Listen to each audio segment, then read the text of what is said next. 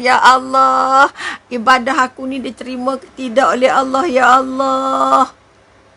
Kalau tidak, mana mungkin Saidina Umar ada sungai di pipinya kerana terlalu banyak menangis dalam setiap ibadahnya dan pada waktu malamnya, pada setiap kali berjumpa dengan Allah, bila mengingat nama Allah, walaupun sudah dijanjikan dia adalah calon syurga. Sama juga Saidina Uthman bin Affan. Okey. Ketika sakit, aku susah hati. Apa yang kamu susah, Amirul Mukminin? Kamu kan dah dijanjikan calon syurga. Apa dijawab oleh Saidina Uthman? Benar, kalau itu janjinya Rasulullah, janji itu adalah benar.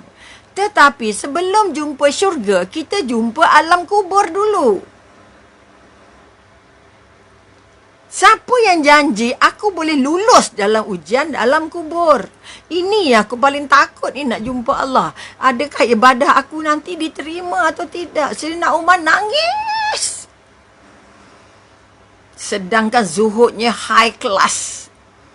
Okay, sehingga kita kata, Nabi kata apa? Kalau ada Nabi selepas aku, ini diakui oleh Saidina Abu Bakar juga. Kalau ada Nabi selepas Nabi, tentulah yang layak adalah Saidina Umar. Walaupun yang paling tuanya Saidina Abu Bakar. Ini kekuatan kerana zuhudnya.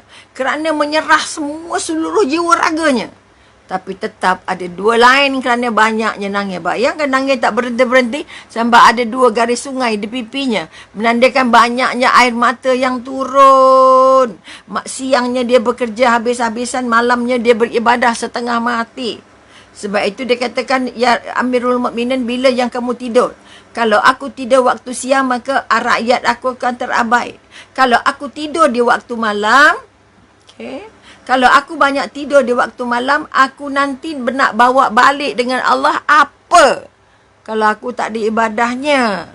Kita siap, letih je malam. Pung! Letih sangat. Menguruskan rakyat, menguruskan itu, menguruskan ini.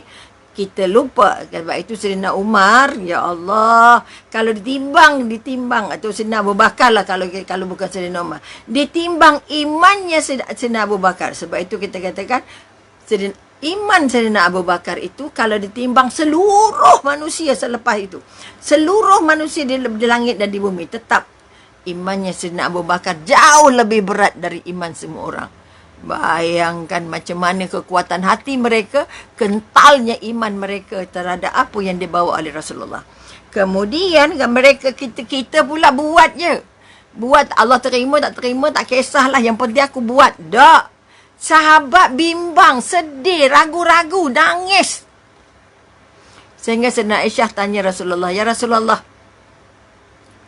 kenapa bila aku selepas bersedekah, aku rasa sedih sangat? Aku rasa sayu sangat. Apa sebab sedih dan sayu? Sebab tak tahu Allah terima ke tidak. Allah terima atau tidak sedekah aku ni. Kalau lepas ibadah, Allah terima tak ibadah aku ni. Kalau lepas tahajud, Allah terimalah tahajudku ini. Lepas duha, Allah terima tak duha aku ini. Ini yang sebab kita katakan nombor 1, ikhlas tadi. Itu pola hidupnya sahabat, ikhlas seikhlas-ikhlasnya. Tawakal setebal-tebalnya. Kita, ya Allah, jangan tawakal sangat, usaha juga lah. Tawakal mesti ada usaha, tawakal mesti ada doa, baru boleh tawakal. Mana boleh tawakal tanpa usaha, salah. Sabar itu penting, tetapi itu pentingnya sabar dengan, apa bezanya sabar dengan, apa kita kata, pasrah. Sabar, kamu terima semua yang Allah bagi. Tetapi selepas itu kamu bangkit, kamu bangun, kamu berusaha. Baiki hidup kamu, baiki cara kamu.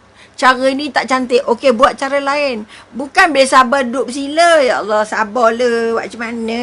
Jangan. Sabar itu artinya kita menerima apa yang Allah bagi, kemudian kita terus berusaha untuk membaiki keadaan. Kalau pasrah maknanya kita terima kemudian tak buat apa-apa. Saya pasrah je lah, dah rezeki saya, dah nasib saya. Macam mana? Sebab itu kita sentiasa merasa bahawa Allah sangat tak dekat dengan kita. Allah tengok kita. Allah sayang kita. Ya Karim, Allah tu sayang kita. Allah sayang kita. Kalau masukkan betul-betul Allah sayang kita tu, kita akan nangis. Allah sayang kita, kenapa kita tak sayang Allah? Allah sayang kita, kenapa kita tak buat apa yang Allah suruh? Allah sayang kita, kenapa kita lawan Allah? Allah sayang kita. Nah, ini yang ada pada para sahabat. Merasa Allah sangat sayang mereka dan mereka sangat sayang Allah. Sebab itu tak mampu untuk membuang apa yang diperintah Allah, walaupun harus buang keluarga, harus buang harta, harus tinggalkan rumah dan segala benda. Semata-mata kerana mengikut perintahnya Allah. Ni kekuatan kita. Dah anak sakit sikit, kita dah lambat solat. Orang yang kahwin kita yang lambat zuhur. Kita yang datang majlis tapi ceritanya ngumpat orang pula. Matanya tengok cacat orang pula. Kerana apa? Allahnya tak ikut bersama. Allahnya ada ketika di sejadah. Allah ada bila kuliah. Allah ada bila di masjid. Luar masjid Allahnya hilang. Sebab itu sempat ngumpat orang. Kita dah tahu ribah tu memang buruk. Tapi nak cerita juga buruk orang. Kerana kita jarang-jarang membaca buruknya diri sendiri. Buruknya diri sendiri. Maka mari sama-sama kita kongsi. Carilah apa kekurangan-kekurangan diri daripada mencari kekurangan-kekurangan orang. Okay? Jangan mencadang pada orang buat itu, buat ini. Buat dulu dengan diri sendiri. Kalau mampu buat dengan diri sendiri dulu, baru kita punya perkongsian itu bermakna. Saya dah lalu dah kes tu. Saya dah jumpa dah benda yang sama. Dan saya berjaya melintasinya. Ni kekuatan. Kalau belum pernah tahajud, macam mana nak cerita tahajud tu buat kamu tenang, tahajud tu buat kamu lapang, tahajud buat kamu dekat dengan Allah, tahajud tu buat kamu rasa ringan dalam hidup. Walaupun banyak duit ke tak ada duit ke, banyak kerja ke tak ada kerja ke. Allah tak pernah lupa kita bagi rezeki. Oleh itu makan apa yang ada. Tak payah minta banyak-banyak. Jangan nak macam-macam. Okay? Sebab itu sekali lagi di Malaysia belum ada orang yang mati kebeluran. Belum ada orang yang mati kebeluran. Kerana kalau kita minta dengan Allah, pasti ada tangan yang akan datang bantu kita. Pasti ada cara Allah bantu kita. Dengan syarat kita rasa paling dekat dengan Allah. Sebab itu para sahabat, nak paling dekat, paling bimbang yang ibadah itu cacat ke tak, Allah terima ke tak. Ni kekuatan-kekuatan. Maka kita katakan,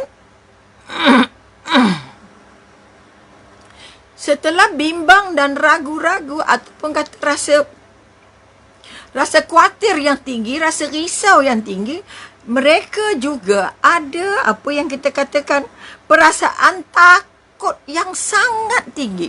Perasaan takut yang sangat tinggi, bimbang, takut kena siksaan Allah. Takut siksaan Allah. Sebab itu bila membaca ayat-ayat Allah menyentuh tentang neraka, nangis semua sahabat. Nangis sahabat melintas ayat-ayat yang menceritakan neraka. Kerana mereka sangat takut dengan apa yang dibekalkan Allah ataupun kita kata siksaan Allah. Mereka sangat takut siksaan Allah menimpa mereka.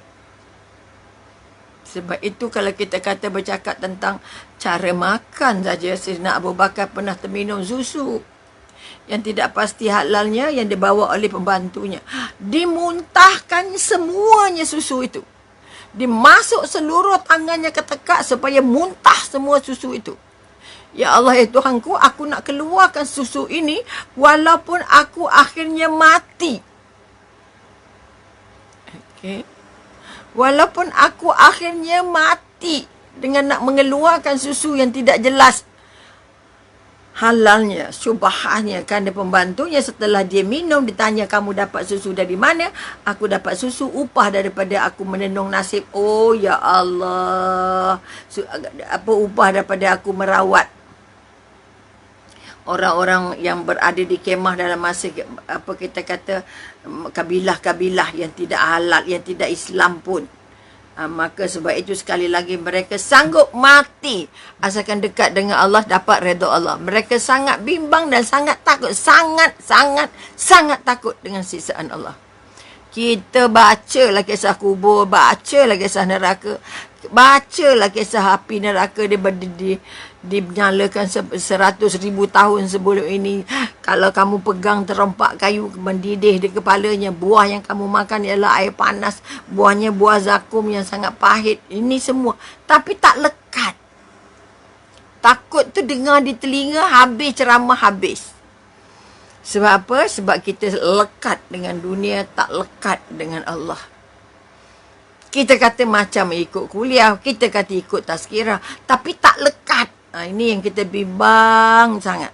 Seperti mencurah air ke daun keladi, atau seperti mencurah air dalam gelas yang terbalik, atau kita kata dalam gelas yang bocor. Akhirnya bawa balik benda yang sama, perangai tak pernah ubah, bahasa tak pernah ubah, kelakuan tak pernah ubah. Walaupun dah habis haus selipar pergi tazkirah. Ini yang kita paling takut, beza paling besar antara kita dengan pola hidup sahabat.